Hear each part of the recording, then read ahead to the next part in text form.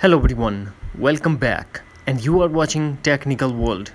Today in this video I'm going to show you how to hide apps in iPhone and iPad. We can hide apps, single or multiple apps. So without wasting any time, let's get started.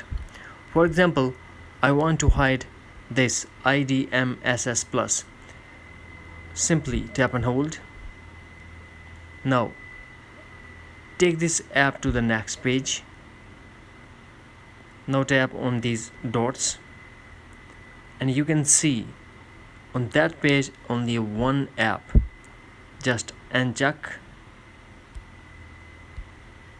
That's it. This is the simple and easy way to hide the app, single or multiple. That's it. Hopefully friends, you found this video helpful. So please don't forget to subscribe, like and share with your friends and family. Thanks for watching. Take care. Bye bye.